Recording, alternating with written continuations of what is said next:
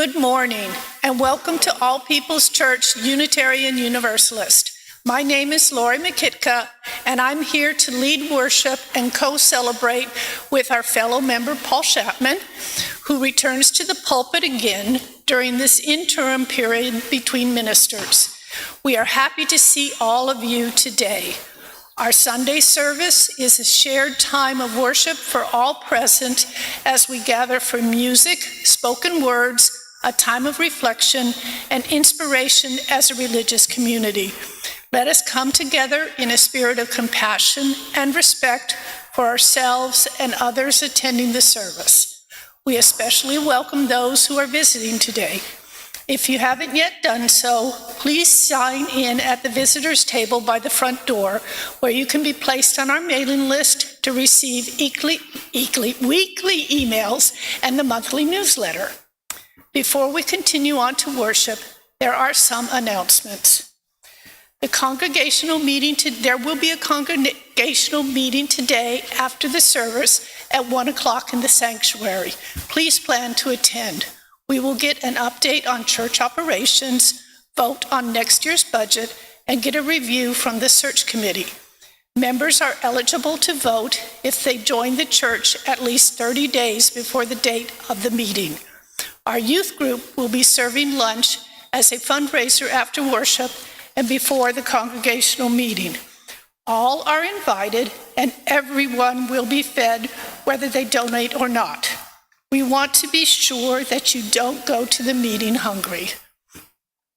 All People's Church Women's Alliance will visit the Wellman Project on June 13th. The Wellman Project stocks an educational warehouse with items that teachers may use for free. Your surplus material may be a teacher's dream. We'll be accepting donations in the lobby of All People's Church starting Sunday, May 21st through Sunday, June 11. Visit their website to find out what you may donate. Some examples of what they accept are arts and craft supplies, paper, office supplies, classroom items, textiles, containers and organizers, vintage and funky finds. Also, there will be a choir concert next Sunday. The All People's Church Choir, under the direction of Michael Nguyen, will present our annual spring concert entitled, It Takes a Village. During the 11 a.m. worship hour, our theme is about community, and as with music, it takes all the individual parts linked and working together that create and support the whole. It's not too late to add your voice to the chorus. This week's choir rehearsals will be on Wednesday at 7 p.m. and again on Saturday morning at 10 a.m.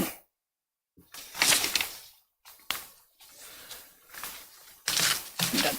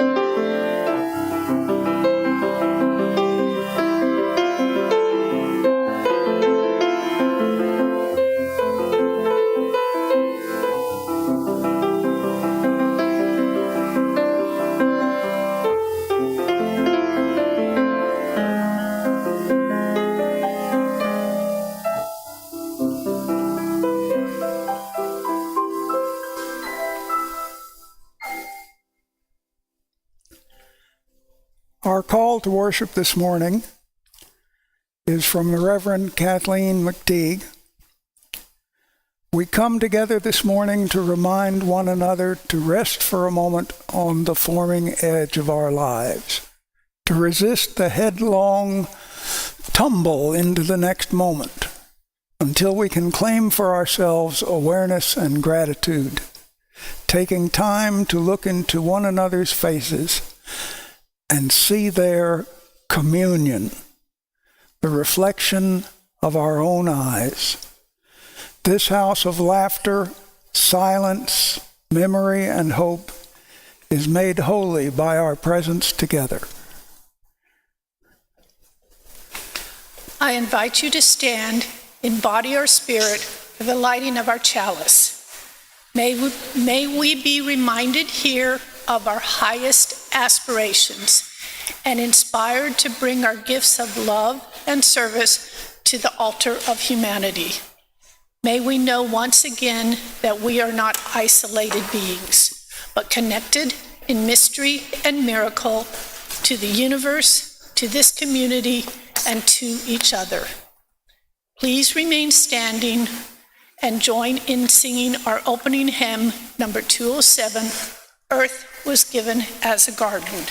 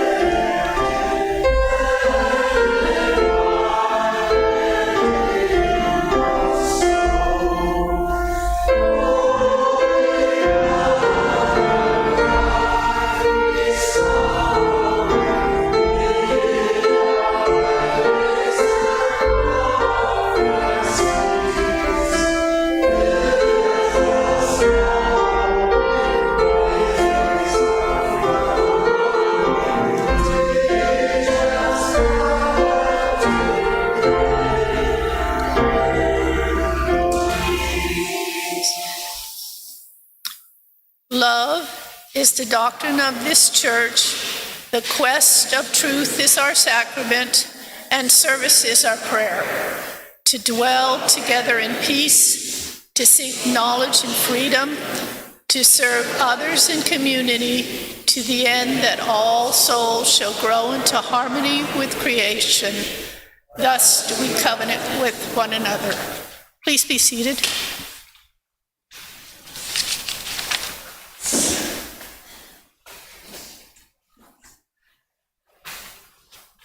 Maybe it's me. Sorry. Maybe it's me. Story for all. I guess I was supposed to tell you this.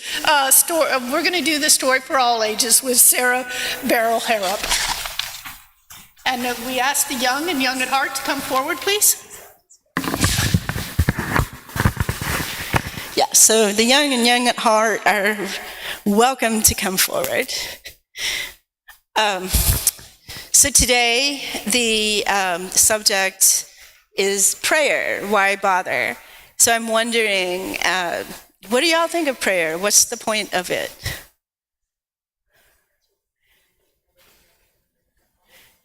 To speak and have a connection with God.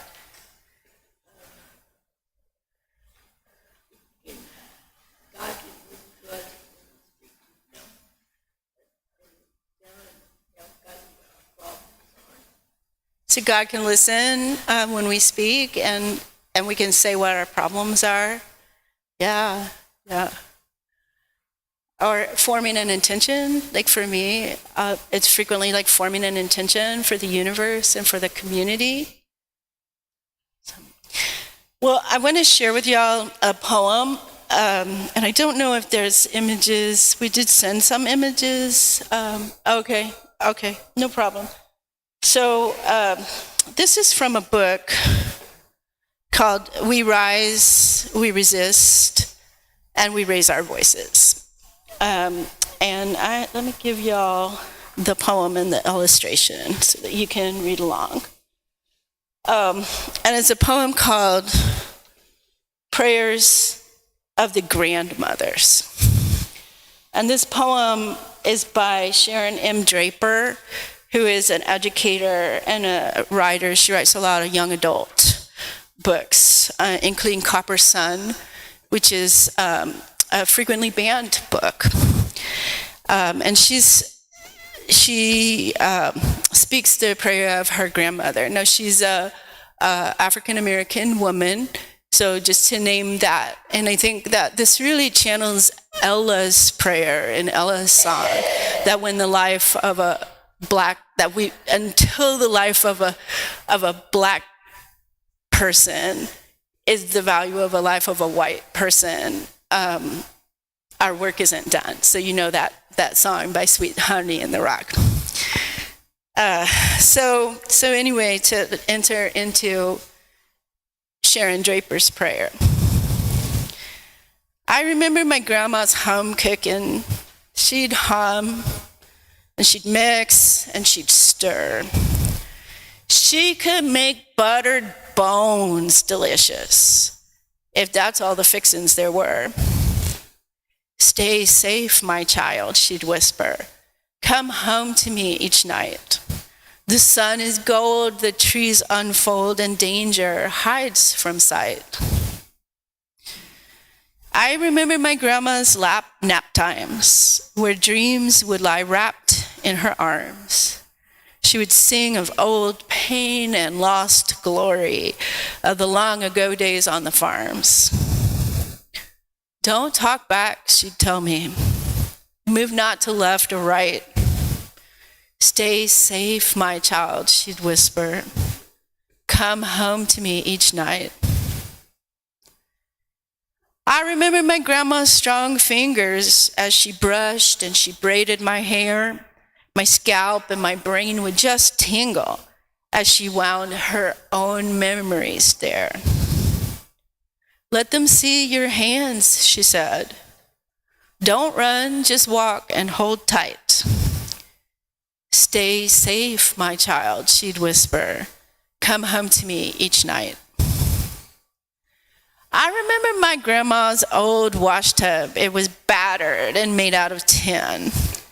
Warm bubbles made baths seem like magic, and nighttime and dreams could begin.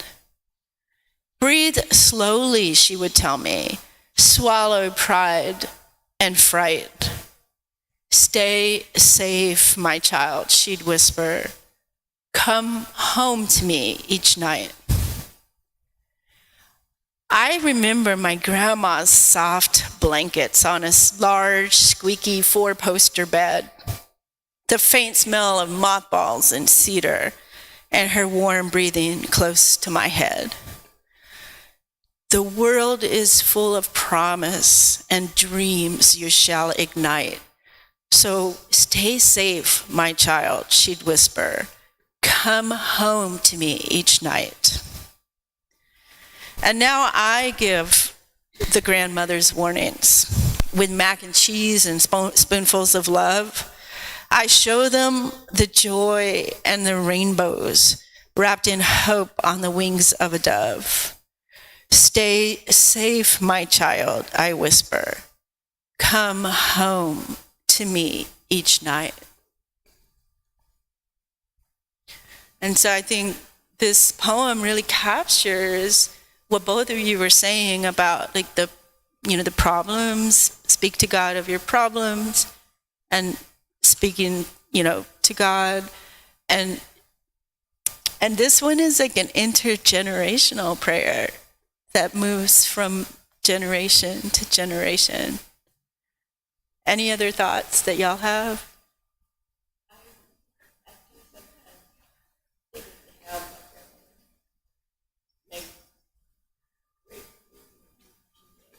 Yeah.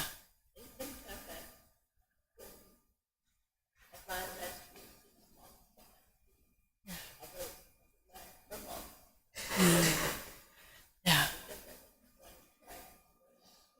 Yeah. So Sherry was saying that she thinks about her grandma's cooking and how good it was, and she finds the recipes and wants to learn how to cook it. But unfortunately, grandmas always leave out a secret ingredient from their recipes. So if they don't show you, you're a little bit out of luck. So, yeah.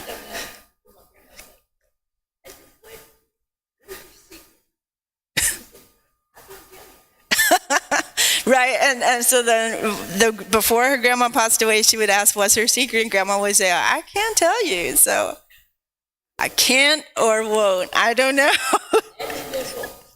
Yeah. Well, thank y'all. I appreciate it. And you can keep those if you like. And I really appreciate y'all's attention.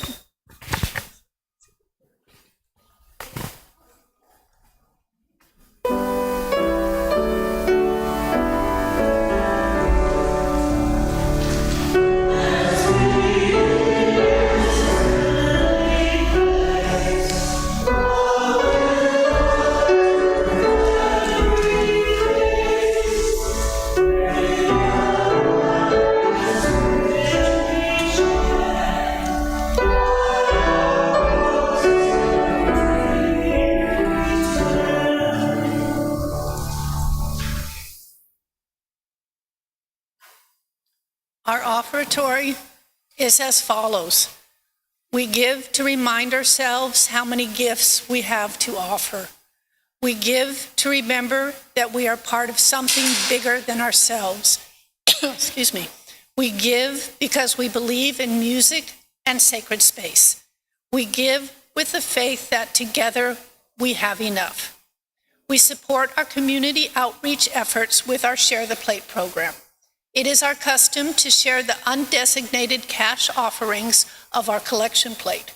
Our Share the Plate recipient this quarter is the Texas UU Justice Ministry, the statewide network in Austin, whose mission is to educate and advocate effectively for public policies that reflect our UU values. Will the ushers please come forward?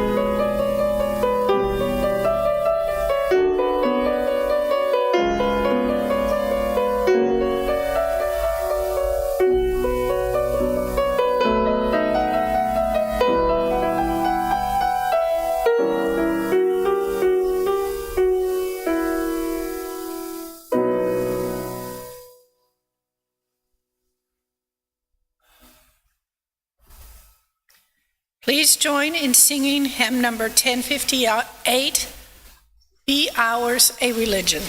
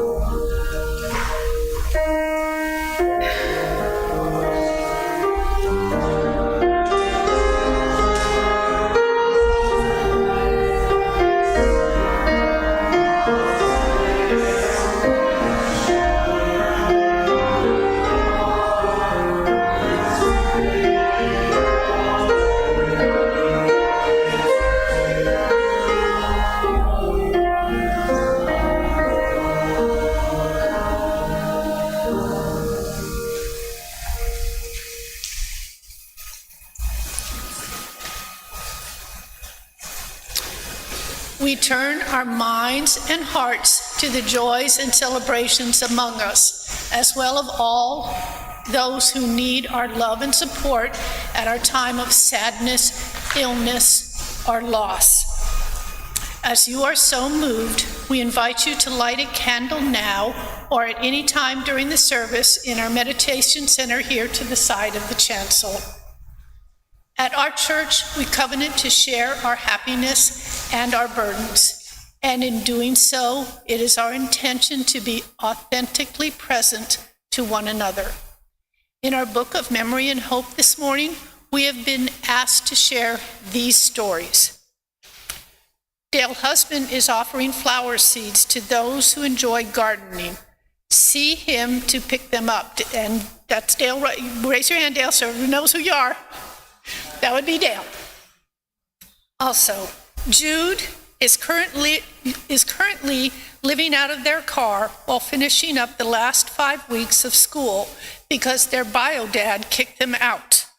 Jude is looking for better employment opportunities and housing solutions. Please send good vibes. And is Jude here in the sanctuary if anybody wants to talk to them? Okay. Yeah. Okay. I have a milestone of my own to announce. This past Friday was May the 19th.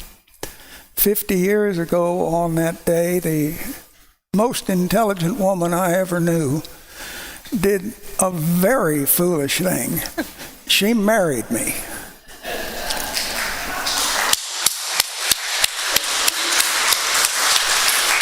And if you don't believe me, you can ask our niece Virginia, because she was there and saw the whole thing.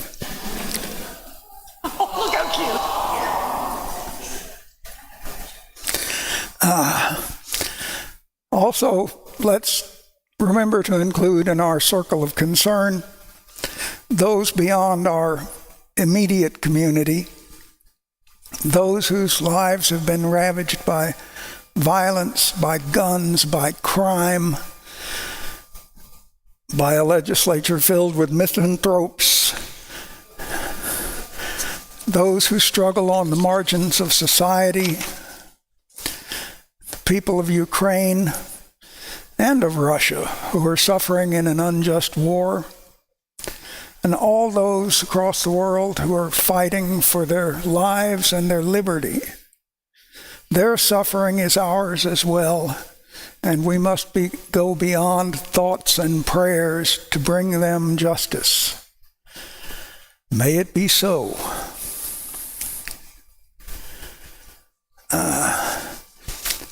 this is the time we put ourselves into meditation. At my age, I am hesitant to meditate because if I close my eyes for more than a few minutes, I'm liable to just... So I focus on this quilt. A quilt is a thing of rags and patches and bits and pieces used up and tattered and worn out. Different fabrics, shapes, sizes, colors, designs, scraps just picked up from anywhere. Kind of like us. And with skill and patience, these are sewn together by slender, almost invisible threads until all the used up, thrown away pieces become a single, useful, sometimes quite beautiful whole. Meditating on that quilt, it becomes a metaphor for myself, my family, friends, the congregation, our denomination, everybody's denomination, our nation, our world. In short, it is a tangible reminder to me of that visible and indivisible, interdependent web of which we are all privileged to be a very small part. So now we ask you to sit back, make yourselves comfortable, and pause for a few moments of quiet meditation while Misha lifts us up with music. Thank you, Misha.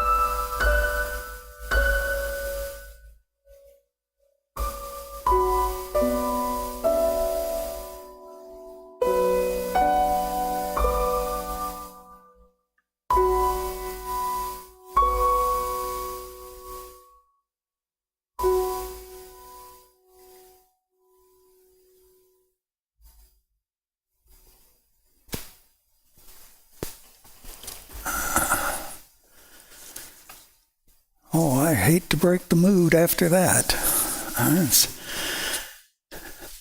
Well, a couple 100,000 years ago, the unseen and observable natural phenomenon beyond man's control or understanding were feared and worshipped as gods.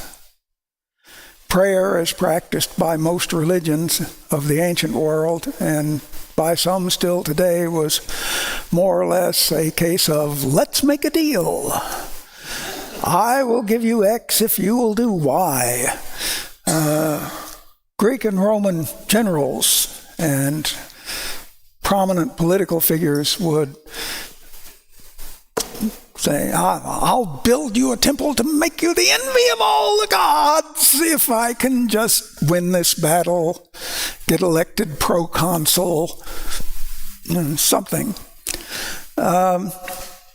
Soldiers would pray to their god or gods to survive the next battle in return for giving up all kinds of wickedness, whiskey, women, cards.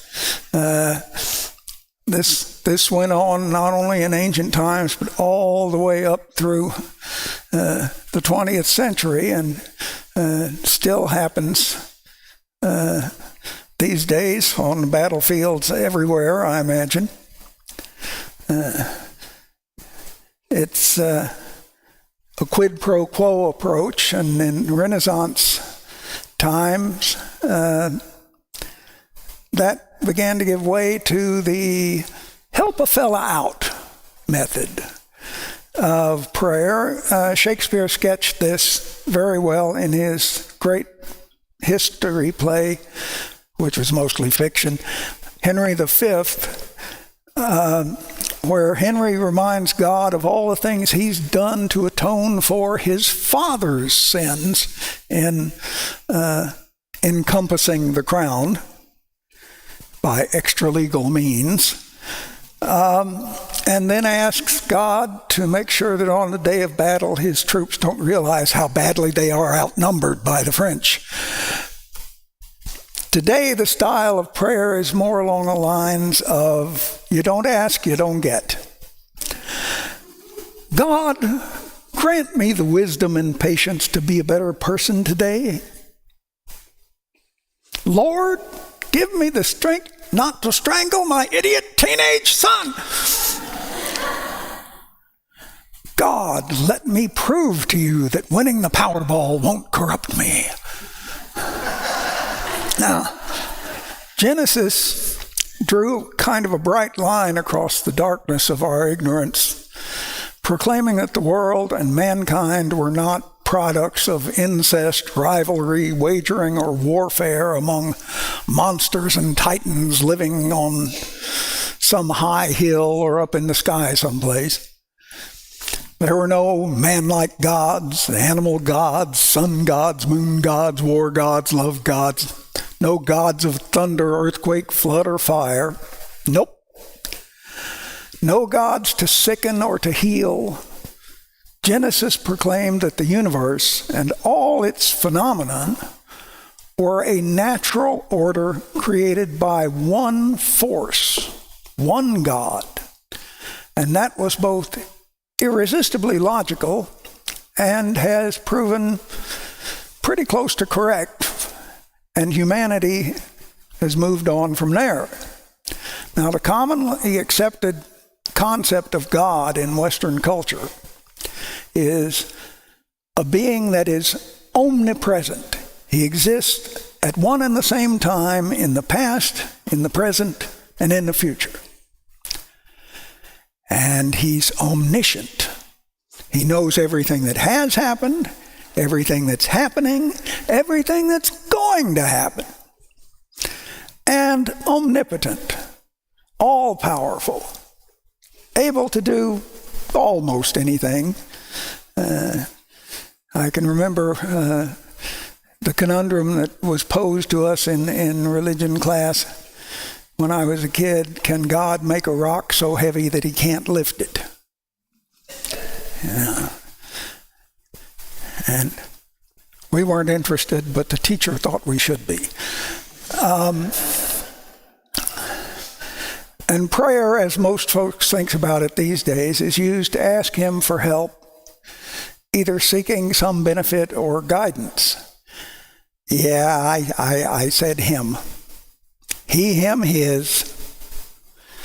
The patriarchal pronouns. I don't think she minds. This is the most common understanding of prayer, but it contains an inherent contradiction. Asking God's help when he knows what you're going to ask and what the answer will be makes no sense. As the late, great Jim Morrison, lead singer of The Doors, once famously noted very loud, you cannot petition the Lord with prayer. So why do we bother? In the Judeo-Christian and other Western religious traditions, faced with such an all-encompassing being, prayers have assumed a different primary function. They praise the Creator for the wonders of creation. They express gratitude for the gift of life. They focus on committing our fortunes to God. And prayers are usually prefaced or followed by phrases like, "If it be thy will be done," or words to that effect. There's no quid pro quo about it. God deals the hand, and we have to play it as best we can. A second function of prayer in many faith systems is as a meditation on the sacred writings of the faith, a kind of shorthand, stating clearly and concentrating the mind of the believer on the major tenets of their belief. This to help them deepen and strengthen their understanding of their faith. For instance, in Judaism, you have the Shema. Shema Israel, Adonai Eloheinu, Adonai Echad. Hear, O Israel, the Lord our God, the Lord is one. In Christians, you have the Creed, Credo in unum Deum, I believe in one God. Pater Omnipotens, the Father Almighty. There we go with the patriarchal stuff again. In Islam, Allah Muhammad Rasulullah, only God is God, and Muhammad is his prophet. A third closely related function of prayer is spiritual exercise. It's not too dissimilar from taking a walk or doing a few push-ups to re-energize when you're feeling tired. Prayer, especially repetitive prayer, like the way Catholics and Buddhists use their rosaries, or the Hindus and Taoists chant their mantras, can't get my mouth to work this morning, is a way of exercising your metaphysical muscles. And in effect, this kind of prayer is a means of renewing the believer's spiritual energy by openly declaring and confirming, again, those beliefs that are at the core of his or her religion. This function of prayer is more often effective when praying aloud and in the company of others. Sure, sometimes it's boring, especially when you're a kid. And you want it over sooner, but sometimes you can zone out while you're doing it. The words begin to slur and lose meaning, and the prayer becomes just a sound, a droning hum, and your mind just sort of lets go and runs loose like a drunken monkey. And it only wakes to itself again when the prayer stops. That silence suddenly hits your ears, and you feel what? Maybe refreshed, stunned, or like you just landed from somewhere else, that you were engaged in something larger than yourself for just a few moments. In Islam, there are specific prayers that are recited by the laity en masse 5 times a day. In Judaism, at least 3 times a day in high church Christian traditions, including Roman Catholics, Orthodox, Anglicans, and Episcopals, and even a few Methodists, 7 times a day. That's pushing it, if you ask me. But prayers daily at specific times mark and bless the passing of the hours. It's well established that prayer has a therapeutic effect, and it helps to calm and focus the mind in the midst of traumatic events. I pray like thunder every time I drive in Dallas. Okay, it sounds like cursing, but it's really prayer.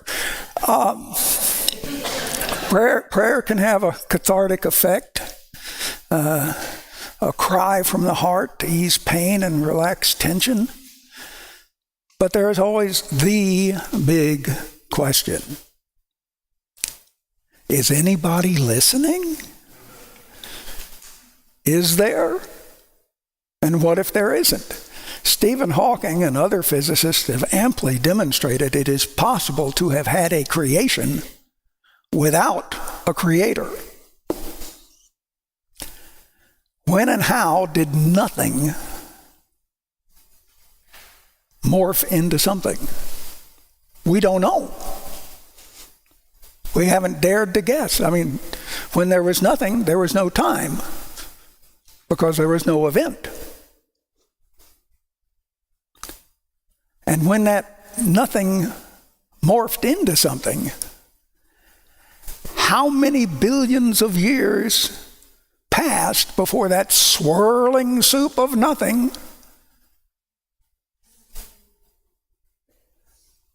that had become something triggered the Big Bang? That seminal cosmic event is estimated to have taken place, if it did, some 14 billion years ago. And the Earth formed about 10 billion years after that. Anything we might recognize as life didn't show up until what? A bit less than 1 billion years ago? Hominids, our proto-human ancestors, didn't show up until a paltry 3 million years ago. And modern humans only popped up at the tail end of that. Something less than 250,000 years back. In the 24-hour Genesis clock model of creation, that would be about 2 ten-thousandths of a second before midnight on the 6th day. If there was a creator, he sure was taking his own sweet time about finishing the job. So if, and it's a big if, there is no creator and therefore no one to hear our prayers, why do we bother? I may be trespassing on Marianne's turf here, but I think the answer could lie in biology. For good or ill, our version of the human genus evolved, it seems, with hard wiring for optimism, or at least confidence. And that might be one reason why the Homo sapiens succeeded when all other genus Homo fell by the wayside or were absorbed by us. If you can't be with the one you love, love the one you're with. And there went the Neanderthals. Generally speaking, humans tend to be convinced that any problem has a solution. If we just find the right approach and find the right tools, we can fix anything. Humans do not readily admit there is such a thing as a no-win situation. We tend to look for some good to emerge from any event, no matter how dire the crisis or the circumstances. In fact, we insist on it. Whatever befalls us, and however god-awful, the human instinct is to say, some good has come of it or will come of it, even if it is small and not immediately apparent or felt. Now, viewed from an evolutionary perspective, prayer is a way of staking our claim to a positive outcome no matter what. Prayer is daring and denying fate. In a word, prayer is hope. And hope is the irrepressible, inspirational, audacious, defiant, defining, universal human impulse. Well, I've gone all around the houses, as they say in England, and I still don't have a question answered here. Why bother to pray? In the circumstances, I refer you to my New York-born Jewish grandfather, Ben Shatman, who knew what to say in the circumstance. He would have said, couldn't hite. So, our closing hymn, One More Step, number 168.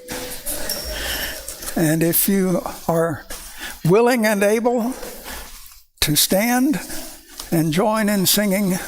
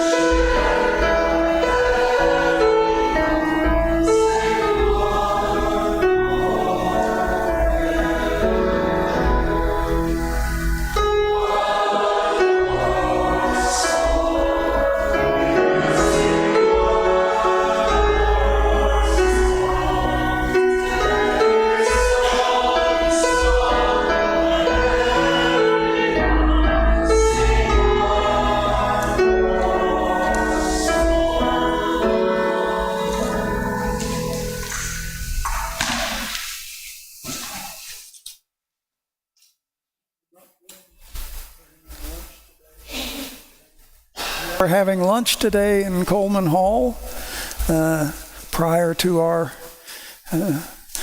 council meeting so that no one faints from hunger.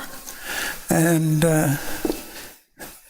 if you would like to join us for the lunch part, that's okay, but we may chase you off at the council, or you can stay and watch how we do things, and that might chase you off as well.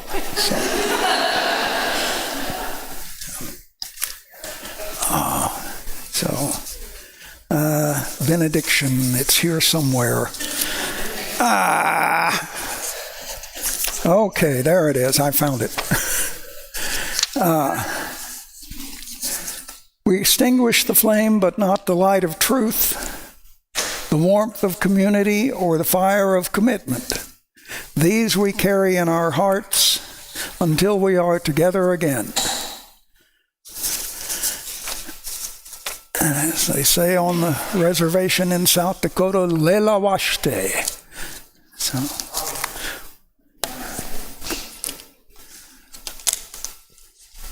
we leave this gathered community, but we don't leave our connection our concerns, our care for each other, our service to each other, to the world, and to our faith continues. Until we are together again, my friends, be strong, be well, be true, and be loving. Amen.